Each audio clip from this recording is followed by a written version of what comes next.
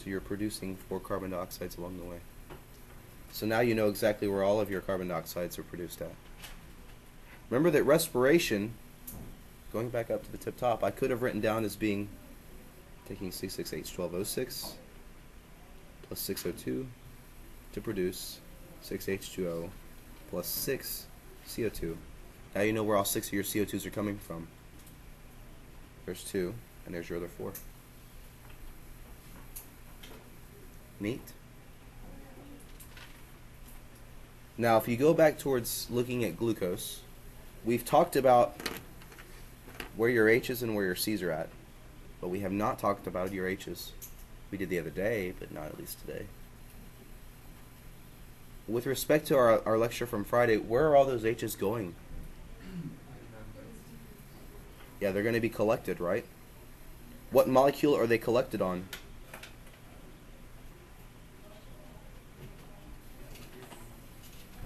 NAD+, right? Right, Brad? Right? Right. So all of your H's from all these number of steps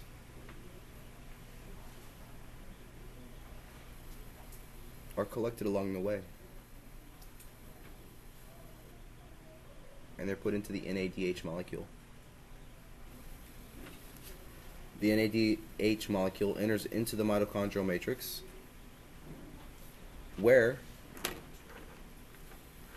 it's used and utilized in the electron transport chain or system, and coupled with chemiosmosis,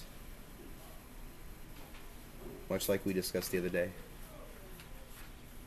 Remember we talked about using the enzyme ATP synthase, making all that possible.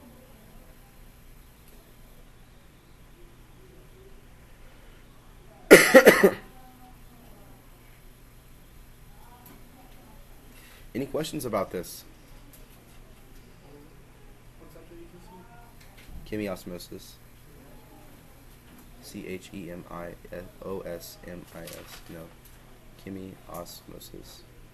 Chemiosmosis. Go Mustangs.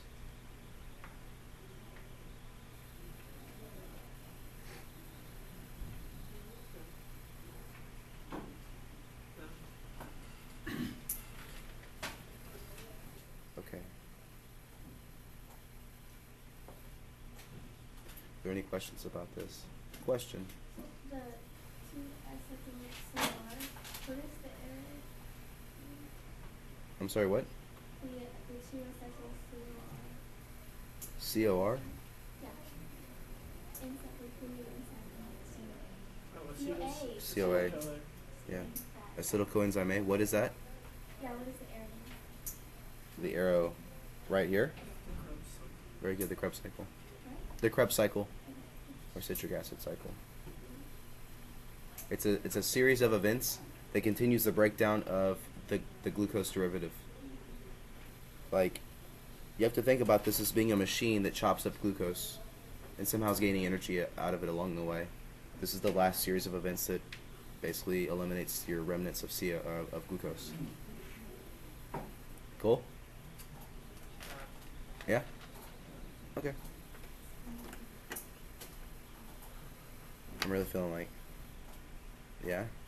You could quiz on this like right now, because it's here. Open note? No. I will do open note right now. No. I'll do the real thing right now. No quiz. No quiz.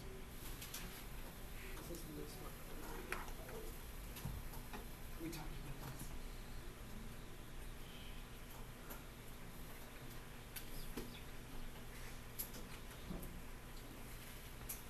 about this. Glycolysis.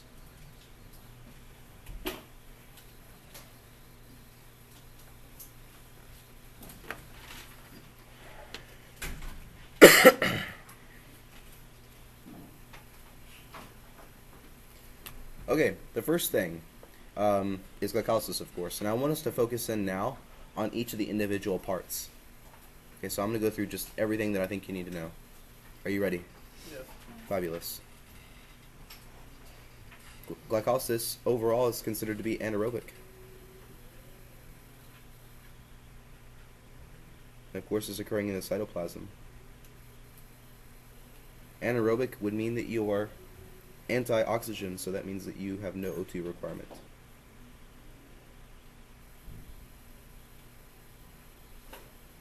What this implies is a number of things. Here's the first implication. Hold your nose in your mouth. No oxygen's coming in. That means that you're only doing this. Will you die? Yes. That means that this ATP production has to be extremely limited. Right? So this would be a very, very limited amount of O2 that is produced. I'm sorry, of ATP that's produced. What's its beginning reactant?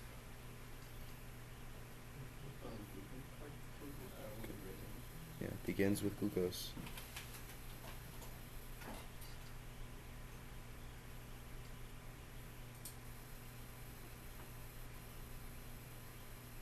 Your book describes this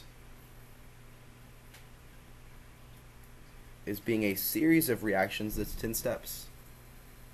An elaborate process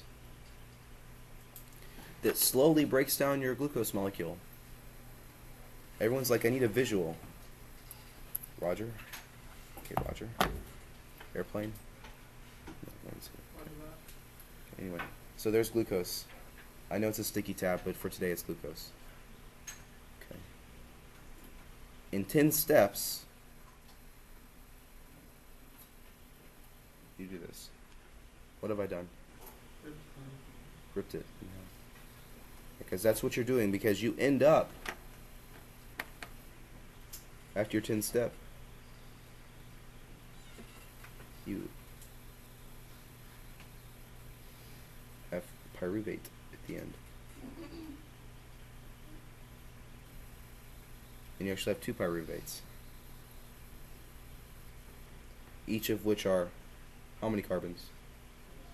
3. 3 carbons apiece. Okay, so 2 of them, you got your 6 carbons back.